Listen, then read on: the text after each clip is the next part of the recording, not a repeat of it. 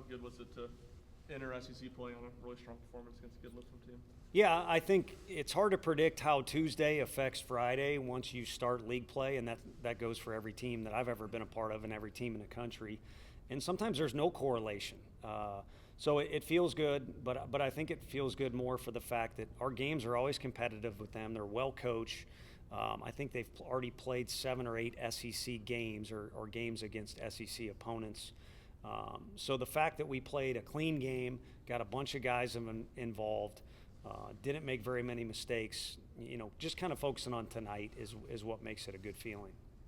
What have you seen from Maui the last week plus? It looks like he's really hit the ball well. Yeah, I mean, doing what he's capable of doing, settling in and just playing ball, and not going to hit a home run every game or make a Sports Center play every game on defense, but he's capable of doing really good things in every facet of the game. And so are some of our other guys, as long as they just are present and playing the game that they love, just playing baseball. But you turn it into science, or you try too hard, you try and make up for lost time, and maybe in his instance, it's not going to go as well for you. But also, if you reflect on some of his at-bats, Hunter Ensley is able to get one over the fence. Zane Denton's not, just barely missed getting one over the fence. I mean, it's kind of flip-flop for those guys at times. They've both barreled up a ton of balls. Sometimes they get rewarded, sometimes they don't.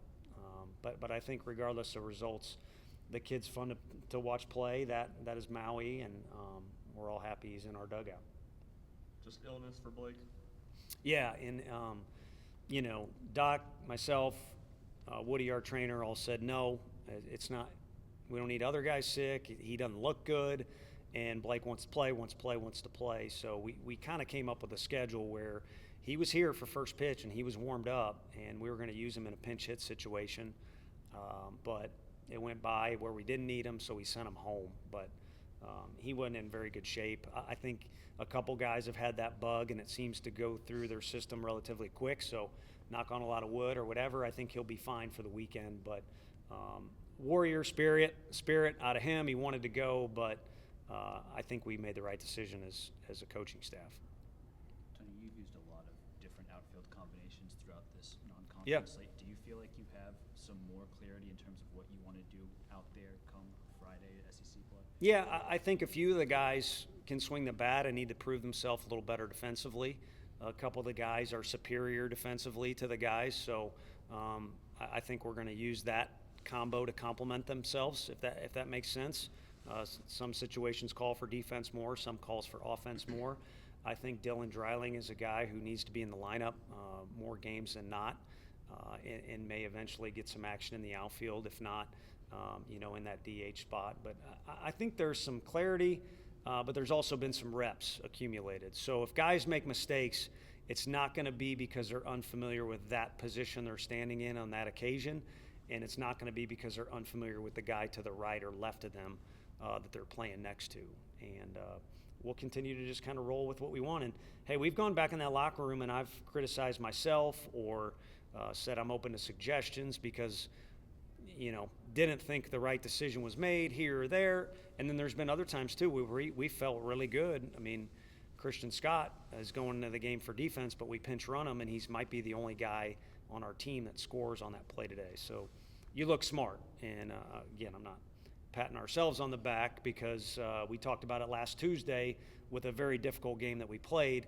When you win, you made all the right decisions. When you lose, you didn't. And in the course of a game, there's still one, our first year we won that I know I tried to sabotage it, but at the time I didn't. So here's to gathering more information and making what we think is the best decision at the time, and then we'll see how it plays out. Kind of on that, how difficult is it to not have Tiers in that lineup? I know he's made probably 6 straight starts. Yeah, no, he's certainly capitalized, and what he's done is he's removed the excuse of I need to be out there every day to get in a rhythm and all that. He was plugged right in there after getting minimal at bats. I think really the fewest on the team, or at least relative to a couple other guys in that same situation, and got right in there and did it. And every now and then might swing and miss or may not look like a superstar in the box, but he's so competitive within the same at-bat. Like today, he might make an adjustment with 2 strikes and smokes that one to right field. And again, I don't know what the phrase is, but a knockout punch, or in soccer, don't make fun of me. I played a little bit. A goal scorer is very very powerful. Or Brett Hull, I grew up with in St. Louis, who now lives in Tennessee. A goal scorer is deadly, a knockout punch guy is deadly, and a guy in baseball who can touch it and make it go a long, long way is valuable as well. So he's one of a few guys we got like that. What have you learned about your team in these first 18 games? Just more about them in general. I wish I had a either entertaining answer or informative answer, but I don't think there's been one thing that has stuck out. I think they're talented. I think they like playing with each other. I think they realize they need to learn from their mistakes if they want to play better baseball in May than they did in February.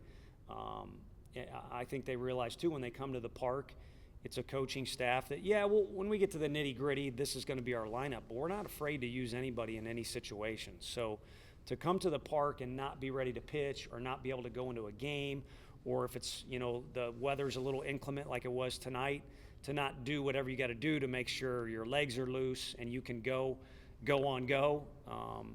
would be foolish on their part. So the story's being written. And I think if there's one thing that stands out about other teams, we've stared one-run games in the face. Probably hadn't gone in our favor as often as we would like it to.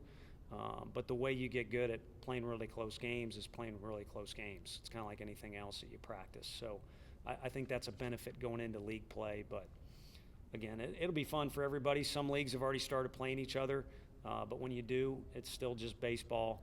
But the side stuff, these interviews, the stories you guys write, the fans, it just makes it a little bit more fun, a little more entertaining. Looking ahead, what do you expect from Missouri this weekend? We'll look at it. Now I forget who I was talking to. I thought it was Jimmy Himes was grilling me about Missouri, and we played Lipscomb tonight. So I don't know if it's a bad job of coaching or a good job of coaching, but that's just kind of the one day at a time thing is the way our video coordinator works. Richard Jackson is kind of involved in scouting reports too, and the way Frank does it with the hitters.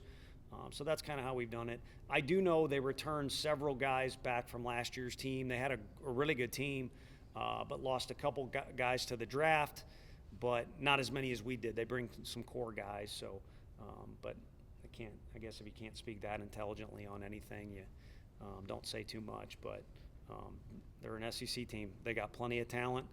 Every SEC team is probably better at home, and then their coaching staff has been around a while. They know us, they know the league, and they know what they're doing. It's been a while since you've been on the road. How do you think your team's going to handle that after 15 games here? Yeah, sometimes you get anxious to do so, and it was unique this year going on the road to start the year, so there was no kind of wait around, and it was a neutral site deal. So if I'm them, I'm anxious to get on the road. It's spring break. They don't have class tying them down, and spend some more time with each other. It's when you truly become a team, I think, or you would maybe advance a little bit in some categories because you're forced to spend time around one another. But we haven't played a road, opponent. Again, that was a neutral site tournament or a tournament where we played 3 different teams. So now we've kind of settled into a routine where you play a team 3 times in a row. And, it's nice to win one game, but you're trying to win the series. And that's what we'll be trying to do this weekend.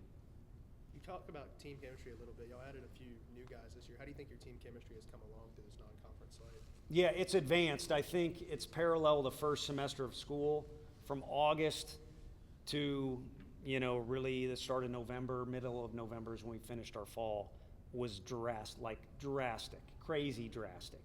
And then you have some, Christmas time and end of the semester, we have some meals and stuff like that before they go home. And so the whole first semester was a big growth.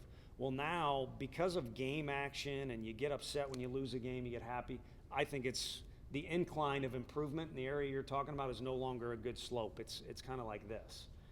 And so, everything's got pros and cons. When you got Trey Lipscomb and Cortland Lawson are almost too close, those guys, were like brothers, literally, and they would call each other brothers. There's not very far you can go in the chemistry standpoint. It's like rock solid. So pros and cons, there's no improvement, but there's, a steady rock there. And in this case, it's different. Maui and Zane, if we're going to stick with short and third, don't know each other that well, but that means every week they're around each other. They've made a huge, significant jump in just how they communicate on the field, their relationship off the field, locker room, dugout, all that stuff. One more. Nice. Thanks, Tony.